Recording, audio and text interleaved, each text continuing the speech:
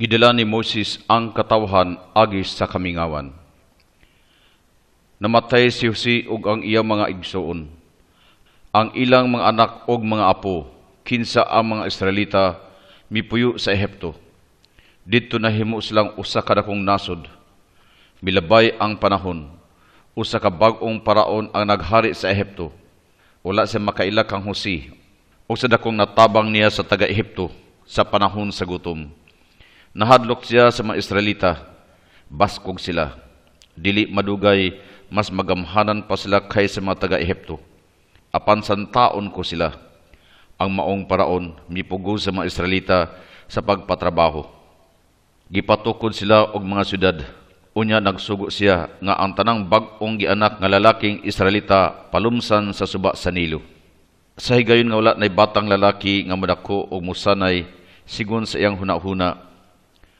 Ang maong nasod sa dili madugay mahurot. May usa ka inahan nga miluwas sa iyang anak nga lalaki, gitaguan una niya kini sa balay. Apan paglipas sa 3 ka bulan, dili na niya kini matago. Naghimo siya og bukag nga bagakay o gibulitan kini og alkitran aron dili mabasa sa tubig. Unya iyang gisulod ang bata sa bukag ug gitago sa daghang tigbaw didto sa suba sa Nilo. Ang iyang anak babaeng si Miriam nagpabilin sa daplin aron bantayan ang bukag. Ang anak nga babae sa paron miadto sa suba sa Nilo aron maligo. Nakita niya ang bukag ug gipakuha kini sa sulugon didto sa daplin sa suba. Nakita niya ang bata ug naluoy niini. Migula si Miriam sa gitaguan ug nangutana, "Mangita ba kog usa ka babae nga motiman sa bata?" "Oo, himo ka na," mingon ang anak sa paraon. Gikuha ni Miriam ang iyang inahan o gihatag ang bata aron amumahan. Ginganlan ang bata og Moises. Nagdako si Moises sa palasyo, gipadako siya sama sa usa ka Ehiptohanon. Apan wala niya hikalimti nga usa siya sa mga Israelita. Kinsa gipugo sa pagtrabaho o giulipon sa mga Ehiptohanon. Usa ka higayon nakita niya ang usa ka Israelitang gibunalan sa usa ka Ehiptohanon. Nasugo pag-ayo si Moses, iyang gipatay ang Ehiptohanon ug milaktas siya.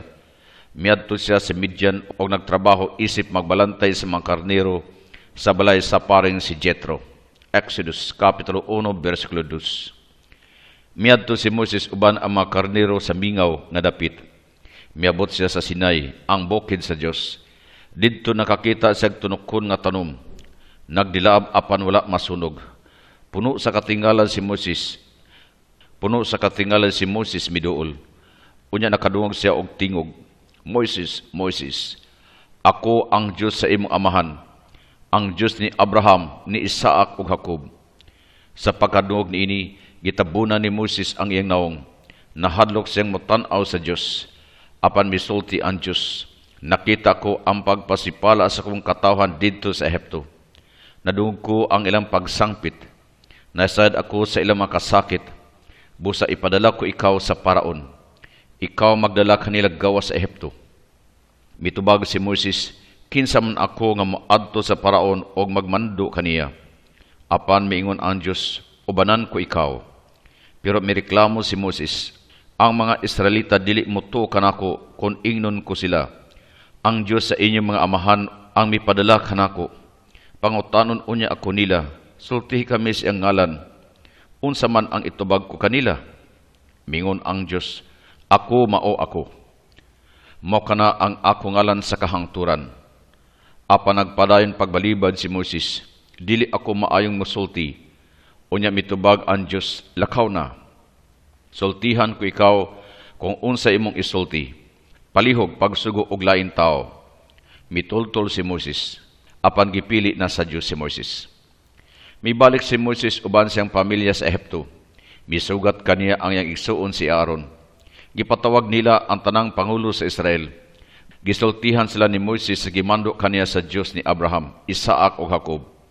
Nasayran sa mga Israelita nga gusto sa Diyos nga hunungo na ang ilang lisod nga kahimtang. Misalig sila kaniya og ila sa gisimba. Exodus Kapitulo 3. Si Moses ug Aaron miadto kang paraon og nangayo kaniya, "Buhii ang among katawhan, mao kini ang gusto sa Diyos." Apan ang paraon walay intensyon nga buhi ang mga Israelita. Miingon siya, kinsa man kining Dios sa Israel nga pamation ko. Wala ako makaila kaniya, og dili ko buhian ang mga Israelita. Dugangan ko pa hinuon ang trabaho nila, aron dili na nila hikalimtan kinsa ang ilang agalon. Niadtong adlaw, giingnan niya ang makapatas, patrabaho pag-ayo ang mga Israelita, aron ilang hikalimtan kini mga tabi-tabi. Nag-agulo ang mga Israelita sa ilang kalisod. Nangamuyo si Moises sa Ginoo, og misaad ang Dios kaniya. Ako ang Dios, og dad-on ko kamo gawas sa Ehipto. Himuon ko kamong akong katawhan, og kamo miila kanako inyong Dios. Dad-on ko kamo sa yutang gisaad ko kang Abraham, Isaac ug Jacob. Ihatag ko kini kaninyo samag akong kabilin. Gipabati sa Dios sa paraon ang iyang gahom, makahadlok ang midangat sa Ehipto, bagyo, gutom, mahugaw nga tubig og kamatayon silang kahayupan. Mga manap nga pak-an ang misulod sa mga balay. Ang hugaw nga hangin nagdala sa taga-Ehipto og mga hubag-hubag sa panit. Nasayad ang paraon kung diin gikan ang maong mga katalagman. Sa duha o tulo ka higayon, nagpakaron ingnon siyang buhian ang mga Israelita. Apan paglipas sa mga katalagman, gibawi niya ang iyang gisaad. Exodus Kapitulo 5, versikulo 11. Unya miingon ang Dios kang Moises, karong gabi una, buhian kamo ni paraon. Pangandam kamo aron manglakaw. Matag pamilya mag-ihaw og usa ka nating karnero. Kinahanglan badlisan ninyo og timaan ang inyong mga pultahan sa dugo niini. Isulob ang inyong mga sandalyas. Pagudit og sungkod sa usa ka kamot. Kan-a kini ninyog dali og ayaw pagsalin.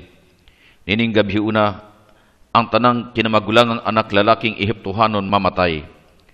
Apan ang anghel sa kamatayon mulabay lang sa inyong mga balay nga gibadlisan sa dugo sa karnero. Nahitabo ang tanan sigon sa gisulti sa Dios. Ang mga kinamagulang anak lalaki sa taga-Ehipto namatay. Ang anak sa pinakakabus og ingon man ang anak ni Paraon. Nang hilak ang mga taga-Ehipto, unya gipatawag ni Paraon si Moses og Aaron og giingnan sila, layas na kamo. Dali, dada ang inyong tanang butang. Ang mga Israelita nagkatigom og nanglakaw gawas sa Ehipto.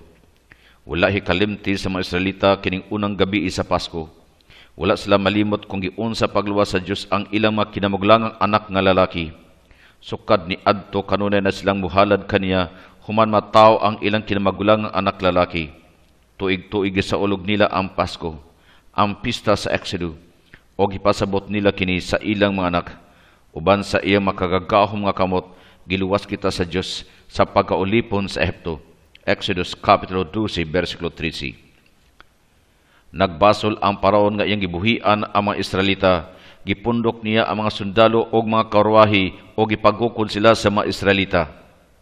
Ang mga Israelita nagtukod og kampo sa daplin sa pulang dagat. Usa sa mga magbalantay nakakita sa bagang abog nga ingog panganod. Ang mga taga-Ehipto nagpadulong dinhi. Nahadlok ang mga Israelita apan dili sila makaikyas. Sa ilang atubangan ang dagat, sa likod ang armadong kaaway. Nagmulo sila kang Moises. Nganong imo kaming gidala dinhi sa kadautan? Mamatay kami dinhi. Apan mitubag si Moises, ayaw kahadlok. Karong adlaw masaksihan ninyo ang gahom sa Dios nga muluwas kanato. Gitaas ni Moises ang iyang kamot ibabaw sa dagat, sigon sa sugo sa Dios. Mihuros ang hangin gikan sa sidlakan, gihuyop ang tubig paatras. Ang katauhan sa Israel miagi sa taliwala sa dagat. Lalaki ug babay, mga anak ug kabataan, mga baka ug karnero, usa ka taas nga panon. Miabot ang mga taga-Ehipto sa baybayon. Wala sila magdugay nga midasda sa paggukod sa mga Israelita. Apan ang dalan nga gisunod sa mga Israelita nahimong dalan sa kamatayon para sa mga taga-Ehipto. Miagos pagbalik ang tubig, kabayo ug karwahi, ang tanang sundalo ni Paraon na lumos diha sa mga balod. Nasaksihan sa mga Israelita kung giunsa sila pagluwas sa Dios. Exodus Kapitulo 14, versikulo 15. Gikan sa pulang dagat, gidala ni Moises ang mga Israelita sa kamingawan. Tulo ka adlaw silang nangita og tubig. Sa katapusan, nakakita silang usa ka tuburan. Apan ang tubig nini pait og dili mainom. Ang mga Israelita nagrebelde kang Moses. Karon imo kaming pasagdan nga mamatay sa kauhaw dinhi sa kamingawan. Mihangyo si Moises sa Dios, tabangi kami. O gipakita sa Dios kang Moises ang usa ka sanga sa kahoy. Paglabay niya sa sanga didto sa tuburan, mitamis ang tubig o ang tanan natagbaw sa ilang kauhaw.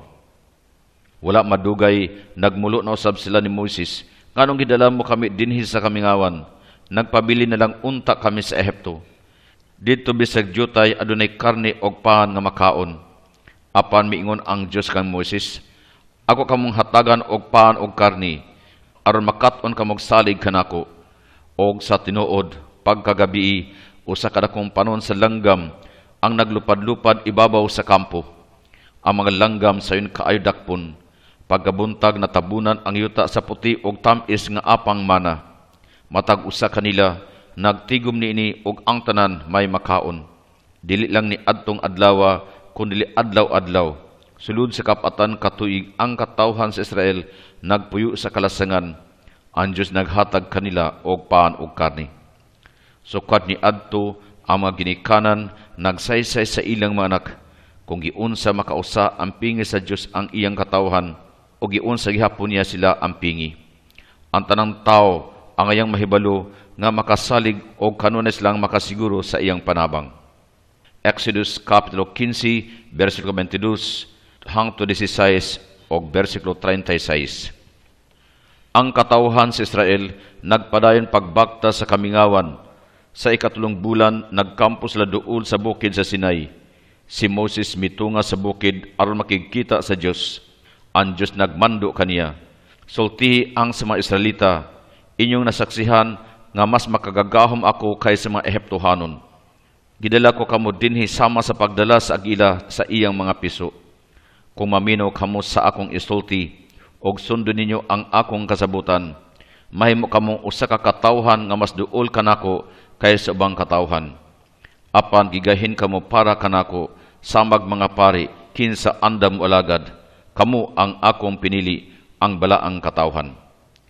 Pagsulti ni Moises sa katawhan sa gimando sa Dios, silang tanan misinggit, andam kami. Gusto namong buhaton ang tanang giingon sa Dios. Gusto namong mabuhi sigon sa iyang kabubuton.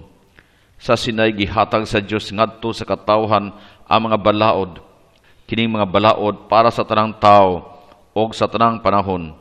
Kinsa kadtong masaligon sa Dios, makasaksi usab sa pagkamasaligon sa Dios kanila. Ang Dios nag-ingon, ako ang Ginoo nga inyong Dios. Gikuha ko kamo gikan sa Ehipto gawas yuta, din kamo nalipon. Una, ayaw pagbaton og laing Dios gawas kanako. Ayaw pagbuhat og Dios-Dios, ayaw pagsilbi sa lain gawas kanako. Ikaduha, ayaw lituka ang akong ngalan sa pagpasipala. Ikatulo, hinumdumi og santusa ang ikapitong adlaw. Walay mo trabaho nining adlawa. Ikaapat, tahura ang inyong amahan o ginahan. Ikalima, ayaw pagpatay. Ikaunom, ayaw panapaw. Ikapito, ayaw pangawat. Ikawalo, ayaw pagsultig bakak sa inyong isikatao. Ikasiyam, ayaw kaibog sa asawa sa laing tao. Ikanapulo, ayaw kaibog sa mga butang sa laing tao. Gikulit ni Moises ang mga balaod nga gihatag sa Dios sa duha ka panig nga bato. Gisulod kini niya sa bala ang arka sa kasabutan. Kini ang nagmatuod sa kasabutan nga gihimo sa Dios uban siyang katawhang Israel. Exodus Kapitulo 19, versikulo 20. Pamati o Israel, ang Ginoo mao'y imong Dios, ang Ginoo ug walay lain. Mao nga higugma siya sa tibok mong kasing-kasing og sa tibok mong kalag og sa tibok mong kusog. Deuteronomio Kapitulo 6, versikulo 4 hangtod 5. Kung sulungon og libutan ninyo ang usa ka syudad, ayaw ninyo putla ang iyang mga kahoy. Mahimong mokaon kamo sa mga bunga nini, apan ayaw ninyo putla. Deuteronomio Kapitulo 20, versikulo 19.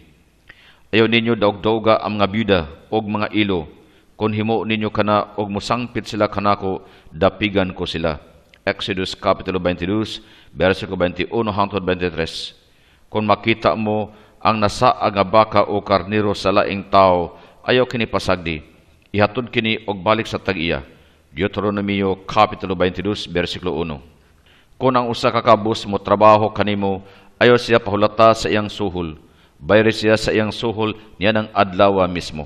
Deuteronomio Kapitulo 24, versikulo 14 hangtod 15. Kung mangita ka sa unang higayon sa imong olibo o mamupo sa imong ubasan, pagpabili ni ini sa punuan para mapupuusab sa mga kabus. Kung mangani ka sa unang higayon sa imong olibo o mamupo sa imong ubasan, pagbili ni ini sa punuan para mapupuusab sa mga kabus. Deuteronomio Kapitulo 24, versikulo 20 hangtod 22. Ayaw pasipad ang mga langyaw nga mapuyo sa inyong yuta, tagay lagsamang katungod nga inyong gitagamtam. Higugmaa sila sama sa paghigugma mo sa kaugalingon, o ayaw hikalimti nga langyaw usab kamo ni adto sa Ehipto. Ako ang Ginoo inyong Diyos, misulti niini. Leviticus Kapitulo 19, versikulo 33 hangtod 34. Ayaw pagsultig dawtan sa mga taong bungol nga dili makapanalipod sa iyang kaugalingon. Ayaw ablihi ang agianan sa buta, basin og siya mahisokamod. Leviticus Kapitulo 19, versikulo 14. Ayaw pagtago og kasilag sa imong isigkataw sa imong kasing-kasing. Badlunga siya, kung dili makonsensya ka usab sa iyang gibuhat. Ayaw panimalus og ayaw pagdumot bato kang bisan kinsa. Higugmaa ang imong isigataw sama sa imong kaugalingon. Leviticus Kapitulo 19, versikulo 17 hangtod 18. Gibuhian sa Dios ang iyang katawhan gikan sa pagkaulipon sa Ehipto. Sulod sa kapatan katuig sa kalasangan, nakatunan nila ang pagsalig sa Dios. Nakatunan usab nila ang mamuyong hiniusa. Ang malalaki ug babay nga miuban kang Moses nangamatay didto sa kamingawan. Si Moses usab tigulang na. Nasayad siyang duol na ang iyang kamatayon. Busa iyang gibendisyonan ang katawhan. Mingon siya, bulahan ka Israel. Kinsa man ang ingon kanimo, ang katawhan nga giluwas sa Ginoo. Mitindog siya ibabaw sa bukid sa Nebo. Dito gipakita siya sa Dios sa tibuok Kanaan. Ang yutang gisaad niya sa iyang katawhan. Namatay si Moses dito sa utlanan sa yutang gisaad. Giingnan na siya sa Dios. Ako kang pakit-on sa yuta, apan dili ka makasulod niini. Ang mga Israelita nagsubo sa kamatayon ni Moses sa katluan kaadlaw. Hebreo Kapitulo 33, versikulo 34.